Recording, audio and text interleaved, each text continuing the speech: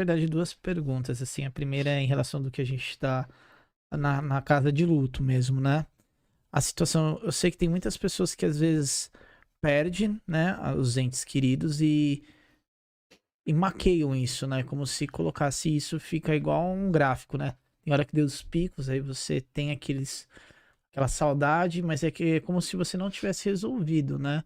Como que você alertaria essas pessoas a estar procurando psicólogo? Como identificar isso? E as É, pessoas acabam se mascarando, né? E elas não se permitem viver essa casa de luto, porque uma vez eu ouvi que um ano é luto, né? Depois de um ano, se você não foi curado, se torna uma luta, né? entender que o luto, ele tem as fases do luto. Então, tem as fases, né, da depressão, da raiva, da negação, né, é, até depois vem a parte da aceitação, né? Então, assim, o luto, ele vai oscilando em várias fases. É, é entender que parece assim, parece que quando a gente perde alguém, parece que você tem que ser forte, né? Quem Uhum. disse que você tem que ser forte, gente? Da onde criaram isso? Você tem que chorar. E tem pessoas que não choram naquele momento, né? Leva tempos para elaborar e chorar. E a questão do luto é difícil de lidar porque a gente questiona Deus, Exato. né? Eu começo a questionar essa relação com Deus. Porém, eu tenho que chorar, vai doer no começo, eu tenho que sentir essa dor, eu tenho que sentir a minha raiva, eu posso questionar, eu tenho que sentir isso faz parte, mas eu sugiro viver a fase do luto em processo de terapia, porque fica mais fácil de você lidar. Porém, o que acontece? A gente precisa entender essa questão da saudade e da dor. Como que eu percebo isso? Da forma como a pessoa relata.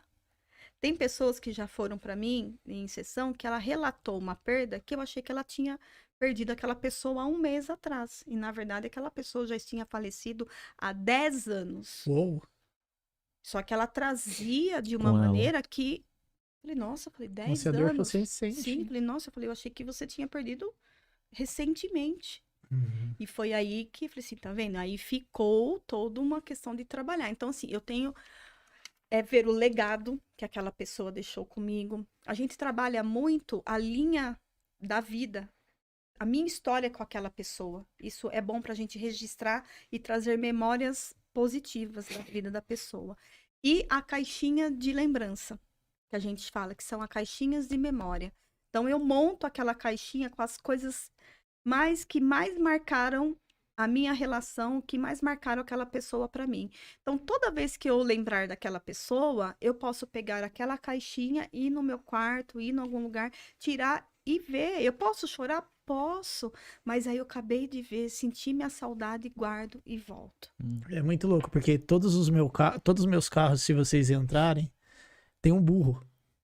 Porque meu pai me chamava de burro. Ô, burro! Daí eu sempre deixo um burro assim, tá ligado? Mano, é o que eu Pensei mais que ele olhava sinto. assim e falava assim, olha pra mim. Cara, é o que eu sinto mais falta dele me xingando, cara. Os melhores momentos que a gente teve foi ele me xingando quando eu fazia alguma coisa. Daí eu sempre coloco um burro ou um bicho preguiça nos meus carros. Ô, preguiçoso, né? Daquele jeito, sabe? Meio que portuguesão, né? Meio que a. É, Então, sempre quando eu vou dar um rolê, eu falo, aí, ó, o burro tá aqui comigo, eu sei, né, o burro. Mas é uma maneira que eu acho que foi uma válvula, tipo, de ele sempre estar comigo, né? Tipo sim, assim, o legado, né? Porque a gente sabe que ele já não tá mais nesse ambiente. Mas a história dele faz parte desse ambiente, porque eu sou continuação daquilo que ele deixou aqui. Então, isso. graças a Deus, assim, nos meus último período aqui, tipo, desse um ano, eu passei por tudo isso que você falou, me identifiquei muito. E na última eu orei a Deus, Deus falou pra mim escrever uma carta de despedida pra ele. Então, eu ia falar disso agora, Ai, que perdão. existe a carta da despedida, mas para fazer isso dói muito para a Chorei pessoa, muito. né? Mas é necessário fazer a carta da despedida, né? Mas isso é todo um processo de preparação com a pessoa. Então, a gente vai trabalhando os valores, porque a pessoa fica presa na dor. Mas aí a gente vai trazendo, né, o significado, o legado, o que deixou. E aí você vai desenhando toda a história de uma maneira mais leve, com uma memória saudável, uma memória boa, que traz menos peso, né? E aí, para alguns demora mais, para outros, e a gente sempre tem que fazer o processo da cartinha de